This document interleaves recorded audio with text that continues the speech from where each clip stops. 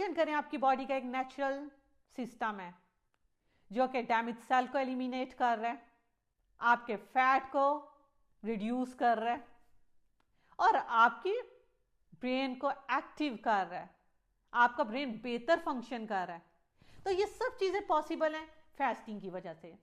Video के and पे मैं आपको बताऊंगी कि क्या रीज़न है हमें गुस्सा ज़्यादा आता है, और वो भी तरीका बताऊंगी कि किस तरह से आप इस प्रॉब्लम को फिक्स कर सकते हैं। तो चलते हैं वीडियो की तरफ।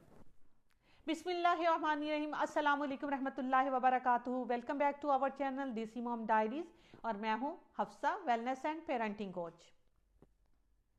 आज का टॉपिक बहुत ही इंटरेस्टिंग है, ये मेरे दिल के बहुत करीब है कि किस तरह से फास्टिंग स्पिरिचुअली और हेल्थ वाइज हम लोगों को बेनिफिट करती है।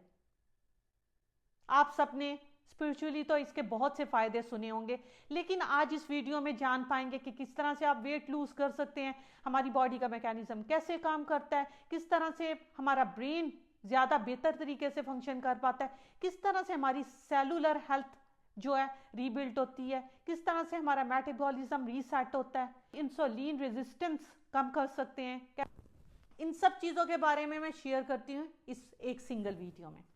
सबसे हम पहले फैट बर्निंग की बात करते हैं। हमारी बॉडी रिलाई करती है ग्लूकोज पे अपनी सारी एक्टिविटीज़ को रन करने के लिए। ग्लूकोज आता है कार्बोहाइड्रेट से।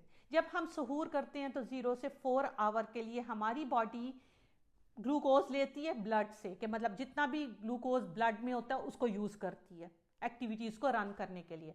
0 to 4 आवर्स के बाद डिप्लीट कर जाता है ग्लूकोज। देन दूसरा सोर्स एक्टिव हो जाता है, वो है ग्लाइकोलाइसिस। हमारा एक्स्ट्रा ग्लूकोज स्टोर हुआ होता है लिवर पे और मसल्स में।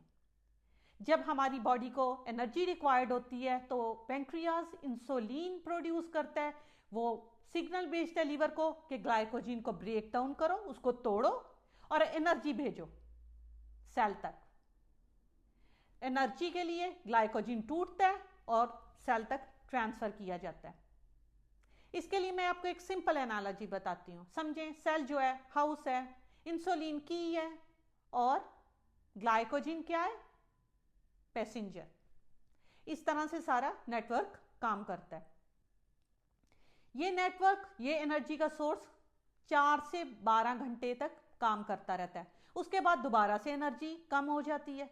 अब कीटोसिस एक्टिवेट हो जाता है, फैट बर्न के फैट से बॉडी एनर्जी हासिल करना शुरू हो जाती है। ब्रेन को और बॉडी को कीटोसिस से एनर्जी मिलती है। इसी वजह से हमारी बॉडी वेट रिड्यूस करना शुरू हो जाती है, फैट बर्न करना स्टार्ट हो जाती है, वेट कम होना शुरू हो जाता है। इसके लिए अगर आप हेल्दी डाइट लें तो आप ज़्यादा तेज़ी से वेट कम कर सकते हैं।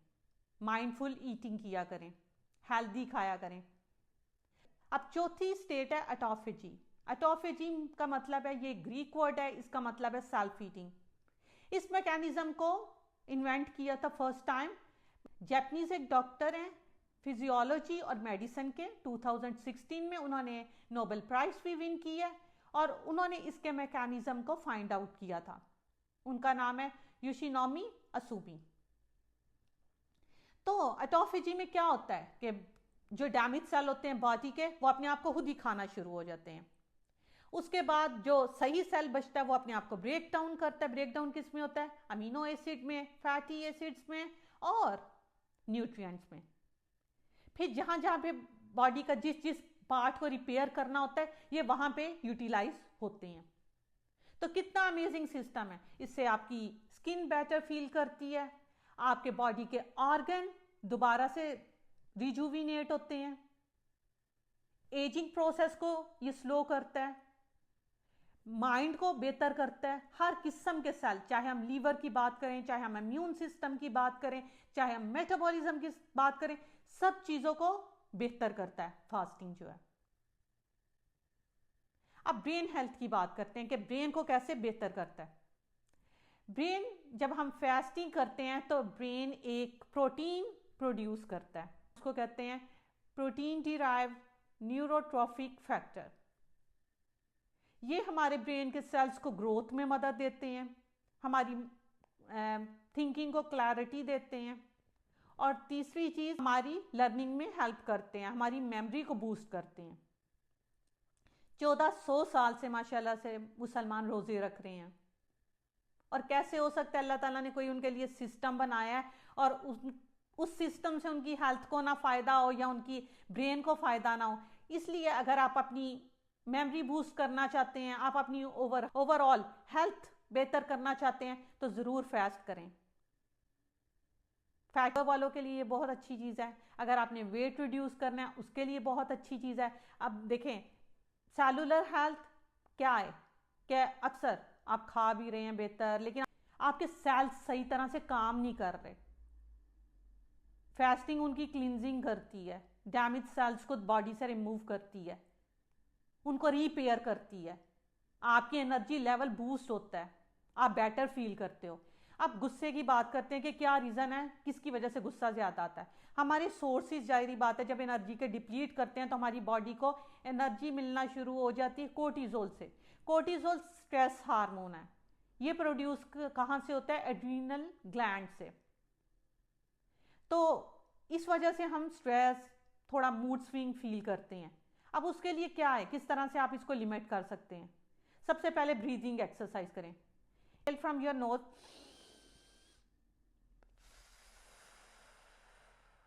और एक्सहेल फ्रॉम योर माउथ। ये आपके पैरासिम्पैथेटिक नर्वस सिस्टम को बेहतर करेगी और आपके इमोशंस को, आपके गुस्से को कंट्रोल करेगी। दूसरी चीज़ क्या आती है? सप्लीमेंट। आप विटामिन सी का इंटेक कर सकते हैं, ओमेगा 3 का कर सकते हैं, और फर्मेंटेड फूड, इसके साथ साथ ग्रीन टी ले सकते हैं। ये हेल्प करते हैं कोर्टिजोल को रेगुलेट करने में। अब कौन कौन सी चीज़ों से अवॉइड किया जाए? कोशिश करें इंटेंस एक्सरसाइजेस ना करें, क्योंकि इंटेंस एक्सरसाइज अक्सर कोर्टिजोल को बूस्ट करती है। उसके अलावा आप जो है आप जो है प्रोसेस्ड फूड से अवॉइड करें, ये कोर्टिजोल का बढ़ाता है। शुगरी फूड से, शुगर से अवॉइड करें। अक्सर आप देखें फ्रीजी ड्रिंक्स पिए जा रहे होते हैं, मीठा इतना खाया जा रहा होता है, ये कोर्टिजोल को बढ़ाता है, इसको अवॉइड करें। तीसरी चीज़ है कैफीन। कैफीन भी कोर्टिजोल के लेवल को बूस्ट करती है। आप इन तीनों चीज़ों से अवॉइड करें, हेल्दी फूड खाएं, पानी का इंटेक ज़्यादा करें, आप देखिएगा कि कितना आप बेहतर फील करेंगे। तो आज के व्लॉग में मैं आपसे इजाज़त चाहती हूँ। इंशाल्लाह नेक्स्ट व्लॉग में मुलाकात होगी। अल्लाह हाफिज़, फ़ी अमान अल्लाह।